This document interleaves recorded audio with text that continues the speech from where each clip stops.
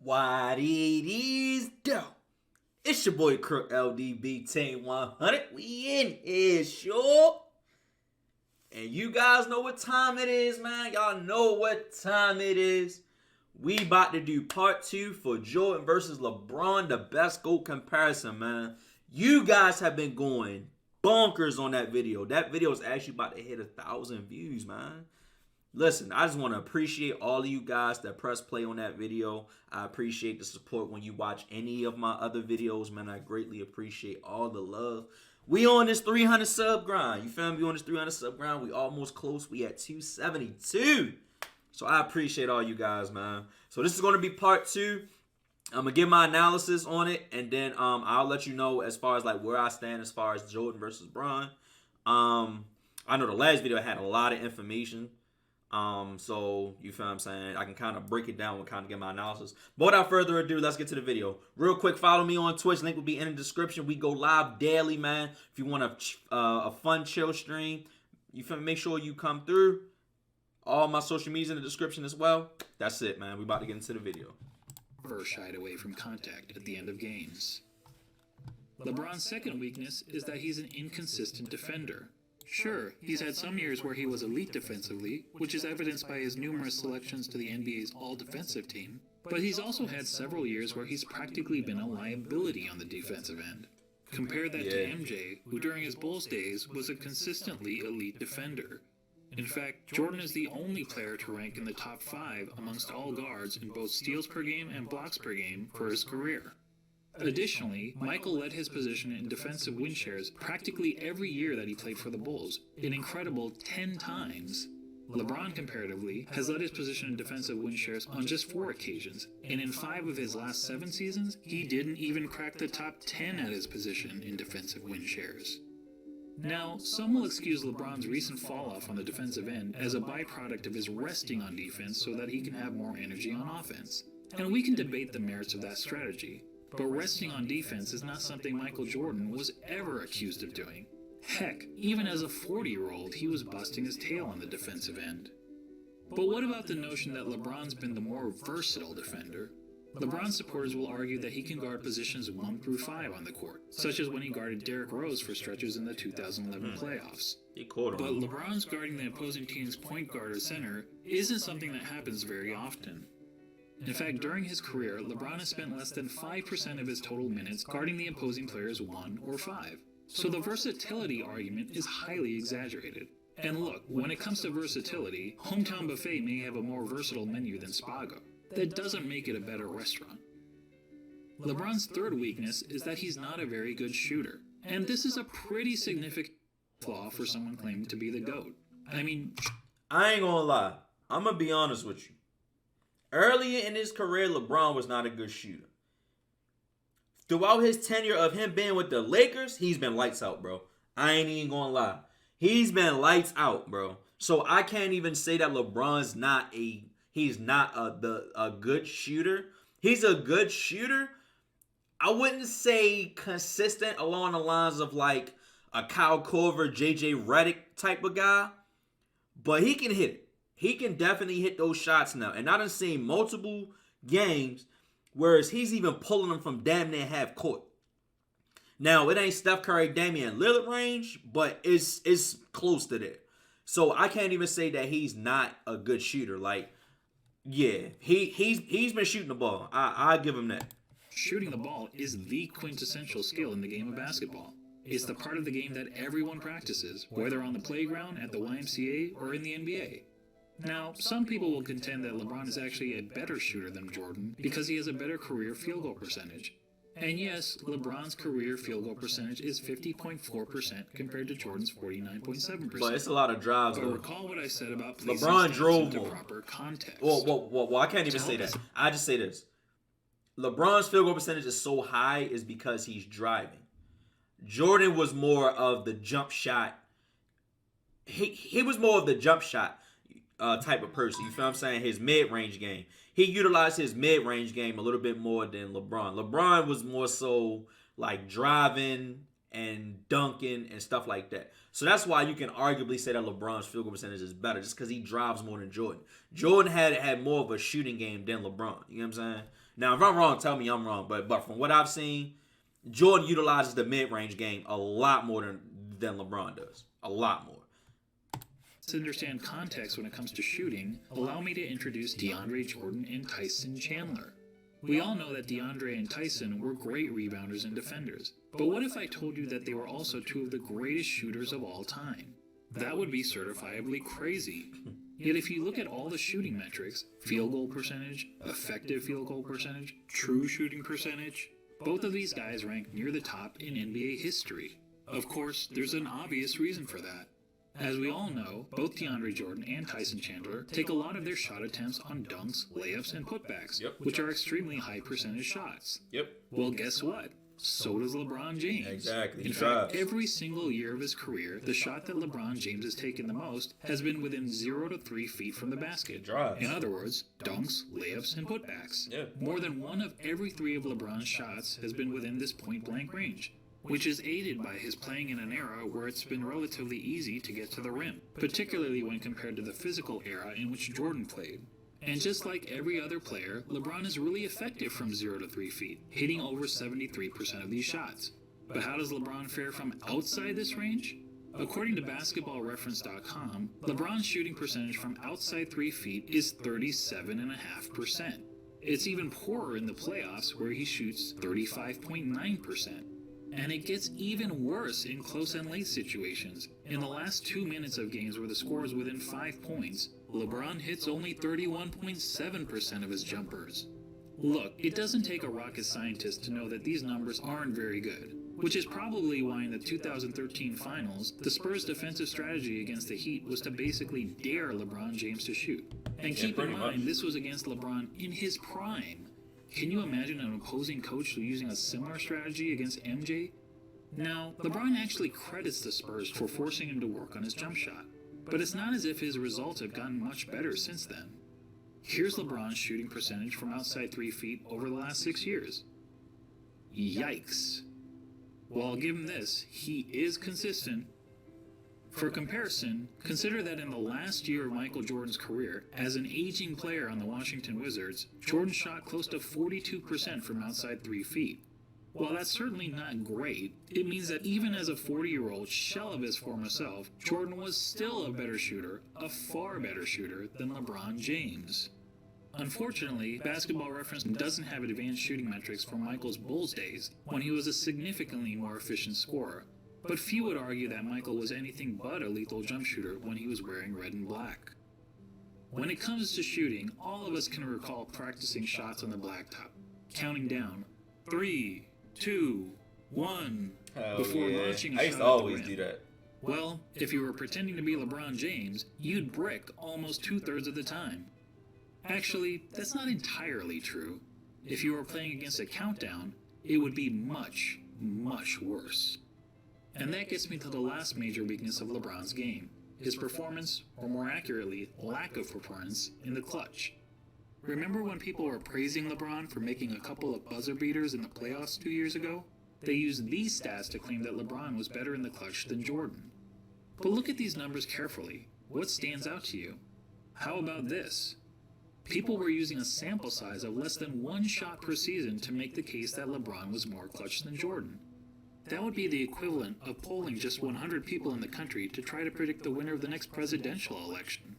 So let's use more telling stats, shall we? Here's a situation that's often used to determine a player's clutchness. 5 seconds to go in the fourth quarter or overtime, and your team needs a bucket to either win or tie the game. It answers the age-old question, who do you want taking the last shot with the game on the line? We all know Jordan. It turns out that in the regular season and playoffs combined, LeBron has I ain't gonna lie. And this is me personally. If I had to choose, of course I'm going with Jordan. But in today's game, I do not mind LeBron having the ball. Because if he's not going to... Now, it's like Jordan and Kobe getting the ball. You know when Jordan or Kobe gets the ball, they are shooting it. It ain't no passing, nothing involved. If Jordan or Kobe are getting the ball when it's less than 5 seconds left in the game and it's a close game, you down by 2, they shooting the ball. Everybody on that team knows, get out of the way, go to the corners, go wherever you gotta go, get out of my way. They shooting the ball. LeBron, you going into that 5 seconds knowing that if LeBron does not shoot it, he's gonna make the perfect pass. So that adds another layer of dimension because it's either he's going to make the play himself or he's going to make the play for somebody else. So, I mean, that honestly is something that Jordan never... He don't really need it, but it's kind of an advantage for LeBron to have is the fact that you know that if he's not going to shoot it, he's going to make the perfect pass. You know what I'm saying? So in a way where if Jordan is 5 seconds and he shoots it and he miss it, yes, you can still live with it, but he's not going to give that chance. He knows he's the best player, so he's going to make that. Kobe the same way. Kobe knew he was the best player to make that shot, so he was going to take it.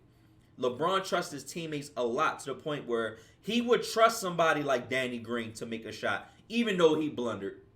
We all know Danny Green missed a shot. But he trusts Danny Green enough to where it was 5 seconds left, he gave that ball to Danny Green because Danny Green hit them shots before. But he trusts him. You feel what I'm saying? So that's another layer of an advantage that LeBron has that Jordan doesn't have. You know what I'm saying? Now, it may not be a big advantage to somebody, but you feel what I'm saying? 9 times out of 10, they shoot the ball, bro. They shoot the ball. 94 such shots. That's a pretty good sample size. And how many of those 94 shots has LeBron made? 19, for a shooting percentage of 20%. Let me repeat that. 20%. Guys, that's not bad in the clutch. That's atrocious. Michael Jordan in the same situation shot roughly 50%. Yes, that's right. Jordan's performance under pressure was the same as it was throughout the rest of the game. And that, my friends, is the definition of clutch. So there you go. When it comes to the eye test, our eyes tell us that one player, Michael Jordan, is great at everything and has practically no weaknesses. And the other player, LeBron James, while also having a ton of strengths, has several obvious flaws to his game. And when all is said and done, after analyzing the 5 key factors of being the GOAT, Jordan gets 4 check marks to LeBron's 1. Making this GOAT debate, well, not much of a debate at all. Now, don't get me wrong, I'm not saying that LeBron James is a bad player. He's a phenomenal player. Personally, I have him on basketball's Mount Rushmore, along with Jordan, Kareem, Wilt Chamberlain, and Bill Russell. He's just not Michael Jordan. And just to underscore how good MJ was, let's ignore LeBron and Jordan for a minute and focus on the other 3 players highlighted here. Kareem, Wilt, and Bill Russell. Most would agree that these are the 3 greatest centers in NBA history, and each of them has a strong case to justify his standing among basketball royalty. Wilt is an all-time great because he was an offensive force of nature, and he holds a ton of NBA records. Russell is in the conversation because he was a dominant defender and a perennial champion. Kareem also led his team to numerous titles, and in terms of individual awards and accolades, was the most decorated of the 3. Not to mention, he had the NBA's most unguardable shot. Now imagine a center that had all the best qualities from these 3 titans. A player like that would be the basketball equivalent of Thanos. Now add to that player the highest level of intangible attributes, such as a tireless work ethic, unmatched killer instinct, and an ability to deliver in the clutch. And now you'd essentially be looking at Thanos with all of the Infinity Stones. And no one would question whether this player was the greatest of all time. But the truth is, we don't have to imagine such a player. That player already existed. He just happened to be a shooting guard, not a center. When you think about it, Michael Jordan is the real-life version of an overpowered video game character. He had all the qualities we look for in a superstar athlete, and he had it in spades. He's basically Babe Ruth. If Babe Ruth is that the 2K where they allowed you to pick Michael even Jordan? In comparison to the other all-time greats, he is truly in a class of his own. Simply put, he's the GOAT. think that was what, 2K11? I think that was 2K11 where they let you pick Michael Jordan. You can put him on any team. I put him on the Phoenix Suns.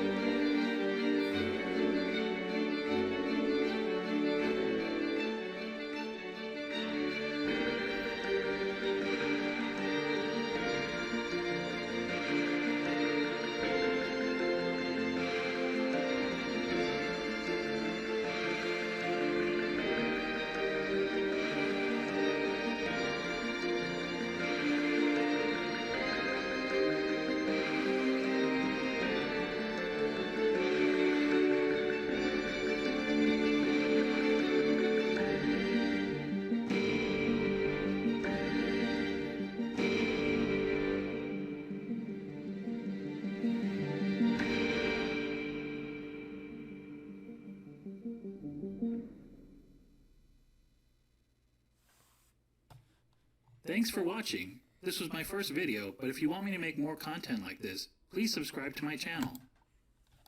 Alright, guys. So that was the Jordan versus LeBron GOAT comparison, man. Listen. I said this once in multiple videos, and I'm going to say it again, bro. It is impossible to compare two different eras, man. It's impossible. The way the game is played back then is tremendously different from how the game is played now. We went from a game that was once dominated by bigs.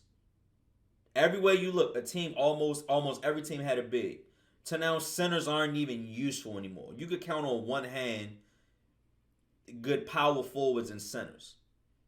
And now, currently right now, you have multiple players that are 6'10 and up handling the ball like they're guards. A la Ben Simmons, a la KD, a la Anthony Davis. The game is different. We are in a time now where teams combined could potentially put up 80 to 90 threes a game. Back then, no team was shooting a three like that. No team was shooting a three. At the most in a game, you feel what I'm saying? And I'm just giving a roundabout. Teams will probably shoot maybe like 20 threes. But that was combined. You have teams that are taking 30 threes with just one team a game. The three-point line is so used nowadays. Nowadays, on an NBA team, if you cannot shoot the three at all, you are not useful to an NBA franchise. Simple. You are not useful to no franchise if you cannot hit a three. Guards 1 to the center 5. You have to be able to shoot something. Even if not a three, at least a high mid-range. At least. So the game is too different. We cannot compare these two. These two are great in their own way, man. Listen, Jordan is going to forever be the GOAT. He hasn't played since 2000. In the 2000s. It is 2021. We are still talking about this man. After 20 years of him being retired, we're still buying his sneakers. We're still buying his jerseys.